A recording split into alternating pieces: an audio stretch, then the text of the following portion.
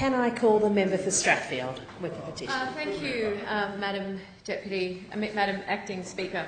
I rise to speak in support of the more than 17,000 people across New South Wales who have signed the petition tabled under the protection of koalas on the Pacific Highway on the beautiful North Coast.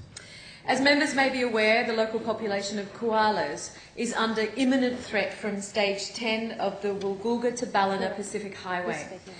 As the New South Wales Shadow Minister for Roads, I support the building of much-needed transport infrastructure in New South Wales. Labor is the party of nation builders, from the Harbour Bridge, the Snowy River Scheme to Darling Harbour. We see a positive role for government in building and maintaining roads. But my portfolio of roads does not exist in a vacuum. And the best thing the government can do for the people of New South Wales is to consider how decisions on roads, for example, impact on other parts of the community, like the environment. The position we find ourselves in now is the epitome of a balancing act. The Pacific Highway is a vitally important piece of road infrastructure for New South Wales. It has also been notoriously dangerous, with certain stretches of it being some of the most dangerous road spots in New South Wales. So we do need to complete the upgrades, especially on the North Coast, which is experiencing unprecedented population growth. But at the same time, Ballina, where this upgrade is occurring, has a nationally significant population of koalas. Across New South Wales, koalas are listed as vulnerable to extinction and, of course, are on the federal threatened species list. As members may be aware, Ballina's koala population would be under threat if the planned route of the road upgrade goes ahead. Luckily, however, this portion of the road can be rerouted, and I think that is important because it can be rerouted, and the positive impact of the project on the community of the North Coast can be realised. In these circumstances, the solution is clear. The road should be rerouted, and 17,000 people across New South Wales agree. The situation we find ourselves on the North Coast is not unique. At different times, there have been many projects that have been beset with competing priorities between the infrastructure needs of the community on the one hand and environmental concerns on the other. In the past, solutions have been found. This is why the New South Wales Government employs or contracts the best engineers and designers to fix problems like this. And the evidence is in the project can deliver the infrastructure benefits and it can protect the environment at the same time. With such an easy fix, it is baffling to me, as the Shadow Minister for Roads, that this is still an issue. There are, as we all know, wicked problems in government, especially state government, with its focus on service delivery.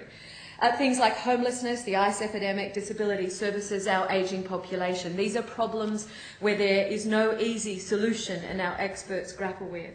So when there is an issue like this, which is an easy fix, it beggars belief that it's not done. Labor has recognised this problem for quite some time, and we have joined with the community of the North Coast in urging the New South Wales Government to look at this again and consider alternate routes. But at the very least, the government needs to be upfront with the community of the North Coast and be transparent about the reasons why and the steps that will be taken to protect Ballina's North Coast koala population. Now, as we all know, the government is not a fan of transparency, whether it's information about WestConnect, speed camera revenue or the ice epidemic. This government loves a good cover-up. But on behalf of these petitioners, I again ask the government to provide this information to the North Coast community. I know the government is still sad, of course, about losing the seat of Ballina, and congratulations to the member for Ballina, but the people still deserve information about their community. Madam Speaker, I don't have to tell members about this iconic place that koalas hold in the Australian environment. Many tourists come to Australia with hopes of seeing koalas in the wild. Well, if the New South Wales Government gets their way, we'll have to tell them to steer clear of the New South Wales North Coast. And of course, it's not like that area depends on tourism. The simple truth is that we cannot afford to deliberately and with no good reason put this koala population at risk. There are viable alternatives. The facts on our koala population on the North Coast are sobering. In the past 20 years, koala numbers on the coast have declined by a third. These measures by the Federal Environment Minister which is about offsetting, about mitigating, to protect the Ballina's koala population. These measures are sadly not likely to save Ballina's koalas. Not only in the last 7 months from the stage 10 koala study area, Friends of Koalas have recorded 6 road-killed koalas, 2 koalas killed by dogs and foxes, 7 by chlamydia, of which 3 had to be euthanised. I call the member for Orange. Thank you, Mr Speaker, and I thank the member for Strathfield-Newcastle for bringing this to the attention of the House. The government does not support this petition's call for an alternative route for the upgrade of the Pacific Highway. Duplicating the Pacific Highway to a 4-lane divided road from Hexham to the Queensland border couldn't have come soon enough. This is one of the biggest infrastructure projects in the Southern Hemisphere. The New South Wales and federal governments have invested almost $8 billion into duplicating the highway. Under Labor, building this highway would have taken another decade. Most importantly, this project will save lives. The reason why upgrading this highway is so important to communities up and down the North Coast is because they know all too well the cost to their communities of the appalling road tolls in those areas along that North Coast. On average, 28 people lose their lives on the Pacific Highway each year, and a new route would only result in the upgrade being delayed for at least 2 years, and to the communities of the North Coast, they can wait no longer. Australian and New South Wales government's approval for the 155-kilometre Woolgoolga to Ballina upgrade have a number of strict conditions relating to the Ballina koala population. Mr Speaker, we value our natural environment and are committed to protecting koala habitats across New South Wales. It's priority for us whilst we are upgrading the highway to a 4-lane divided highway. And to that end, we are investing millions to protect flora and fauna along this route, and we're implementing specific measures to protect koalas. And they include, Mr Speaker, fully fencing nearly 16 kilometres of both sides of the new highway, which will be connected to fauna crossing structures, increasing the number of fauna crossings suitable for koalas by more than 400%, and crossings will go from 6 to approximately 25 structures. Construction of a land bridge at least 30 metres wide north of the Richmond River crossing, south of Baggettbill, and planting of some 130 hectares of koala food trees near the new highway corridor, where at least 50% will be planted prior to construction and the remainder after construction. The New South Wales Government has also established the Koala Expert Advisory Committee, chaired by the New South Wales Chief Scientist and Engineer Professor Mary O'Kane, to review the koala work already completed. The panel has been established to provide guidance on matters relating to the environmental conditions set down by the Federal Minister for the Environment, Greg Hunt. The panel of experts, independent of the project team, first met in February, and they will review all environmental information and make recommendations on measures to protect koalas as part of the planned 16-kilometre upgrade between Broadwater to Coolgardie. As part of this process, scientific consultants EchoShore and BioLink, including Dr Steve Phillips, will collect data on the local koala population.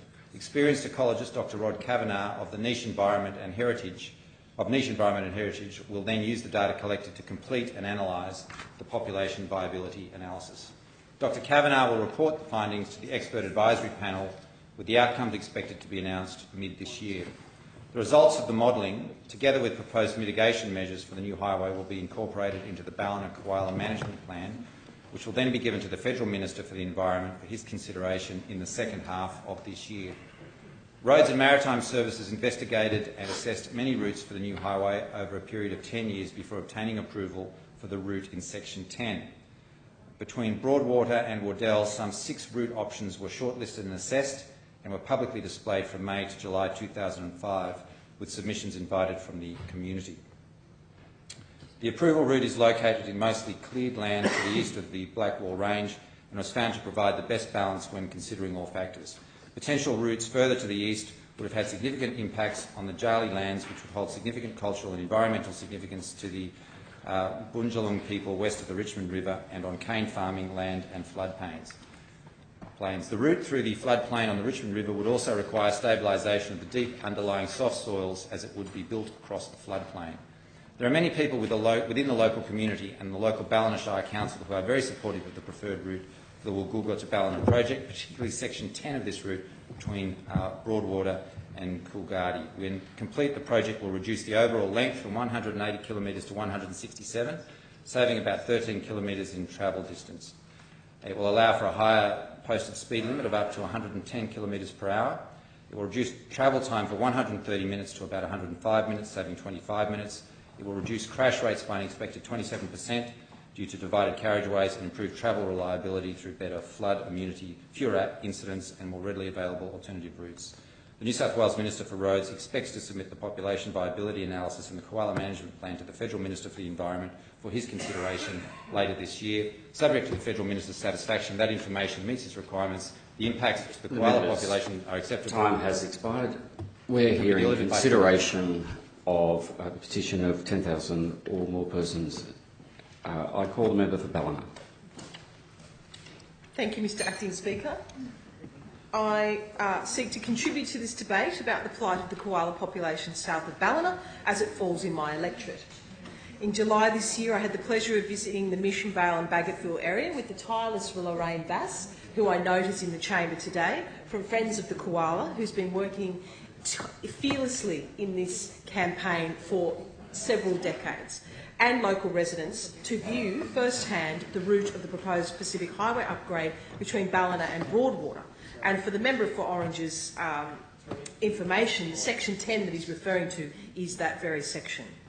The area is a mosaic, Mr Acting Speaker, of beautiful forests, rural cottages and sugarcane farms, and the trees, when I was there, were dripping with koalas. I saw about 25 koalas in an hour, and babies. It's an incredibly beautiful rural area and a hotspot for our national icons. However, the sad reality is that this colony is set to be bisected by the planned Pacific Highway upgrade. Despite repeated evidence from ecologists that upgrading the Pacific Highway in this section through this nationally important koala population is liable to lead to its extinction, the RMS has refused to select an alternate route. This koala population cannot be, in everyone's view in the conservation movement, it can't be offset and it can't be mitigated.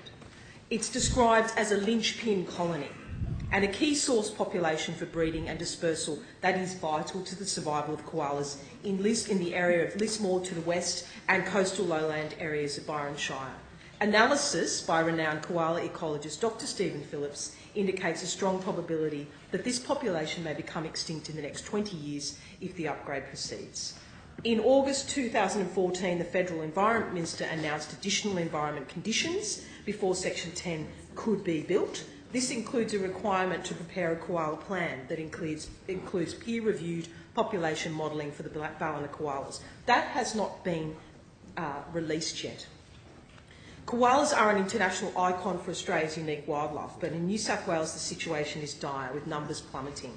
The New South Wales Government has a responsibility to protect this nationally significant koala population. We all want to see the Pacific Highway made safer. I contest that it will take 2 years and add the delay. I think that is a wedge issue that is being deliberately put forward to upset and anger the residents of Wardell. Koalas and multi-lane highways do not mix. The RMS must identify an alternative to this. Community advocacy has always been a key driver to environmentally sound decisions in this country, and I congratulate all of the local koala campaigners who have worked so hard to preserve this important habitat. I call the Parliamentary Secretary. Thank you, Mr Speaker, and I rise to make a small contribution to this debate on this petition. The government does not support this petition's call for an alternative route for the upgrade of the Pacific Highway. And as a resident of Maclean on the north coast, which is in that last section of the highway to be upgraded, I can well understand why the government does not support the petition's call for an alternate route. I was a resident of Maclean in 1989 when the Cowper bus crash took place on the Pacific Highway. It resulted in 21 deaths and 22 injuries. 2 months later, the Kempsey bus crash on the Pacific Highway resulted in 35 deaths and 41 people injured. That's why there's urgency to complete the divided highway between Sydney and Brisbane. I saw firsthand the impact that those accidents had on those communities. Cowper is only some 20 k's away from where I live. Many of the SES personnel that attended that crash site and a lot of other volunteer agencies are personal friends of mine, and I saw the impact that that crash had on these people. The fact of the matter is, as the member for Orange said, on average 28 people lose their lives on the Pacific Highway each year. And that's why we're determined to upgrade this highway as quickly as we can and to have it open to traffic by 2020. And the New South Wales Government takes its obligation to protect the environment seriously and is working with the community to get the best outcomes for the koalas and the project. I've been advised by Bob Higgins, who is the manager of the Pacific Highway upgrade, that up to 5% of the construction costs are spent on ameliorating environmental impacts. 5%, well that's a considerable amount of money, so we do take our job seriously. 5% of 4.5 billion is 225 million for the stretch between Coffs Harbour and Ballina. That's a significant amount of money, and that money is going to go into some of the measures that were outlined by the member for Orange. And that includes fully fencing 16 k's of both sides of the new highway, increasing the number and type of fauna crossings suitable for koalas, planting around 130 hectares of koala food trees on roads and maritime-owned land near the new highway corridor. At least 50% will be planted prior to construction and the remainder after construction has been completed, and developing an overarching koala management plan to educate and guide workers on the importance of appropriately managing koala incidents during the pre-construction, major work and post-opening phases. We've also established an expert committee chaired by the New South Wales Chief Scientist and Engineer, Professor Mary O'Kane, to provide oversight of the work being undertaken by the Roads and Maritime Service. Has expired. Is leave granted? Leave is granted. Thank you, Mr Speaker. I congratulate the more than 17,000 signatories to the petition to protect Ballina's koalas from the environmental vandalism of this government. I live a long way from Ballina, but as I represent an area which has been let down by this government's bungling waste and environmental vandalism too, the activists of the North Coast and Tweed regions have my absolute support.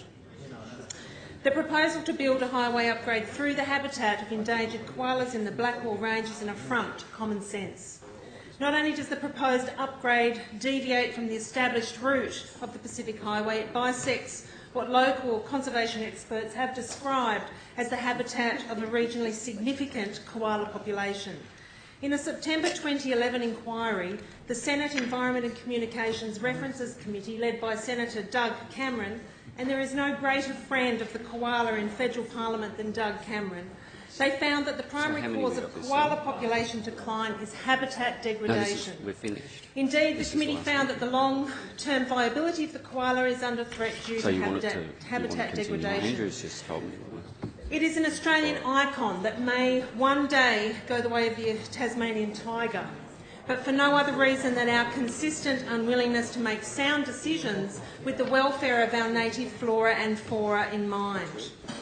The Pacific Highway is an important road which runs the length of the New South Wales coast. The sections between Coffs Harbour and the Tweed River are notorious black spots and these roads must be upgraded, I agree. But when expert testimony is provided to Senate inquiries to the decline of the koala population states unequivocally that the major reason for the decline in coastal populations is habitat loss and fragmentation, we must pause and consider which route this highway upgrade will take, and we must do everything that we can to minimise its impact on the koala population. Therefore, the major threat to these koalas is the Minister for Roads and his steadfast refusal to reconsider the route that his highway upgrade will take to Ballina. Congratulations to the signatories of this petition. You are on the right side of this argument, and I implore the Baird Government to reconsider its reckless decision to destroy the habitat of these endangered koalas. I'd like to acknowledge the hard work of the Friends of the Koala group that have been pushing this issue and thank them for taking the time to advocate for this local koala population. I assure you that Labor is on your side. I call the member for Port Stephens. You have to seek leave. Is leave approved? Leave is approved. Thank you. Mr Acting Speaker. I speak today to add my voice to the 17,000 plus residents who have signed the petition to save Ballina's koalas. The battle faced by the community in Ballina is one that is all too familiar to me. In Port Stephens, the area I represent in this place, we continually battle irresponsible development causing loss of significant habitat.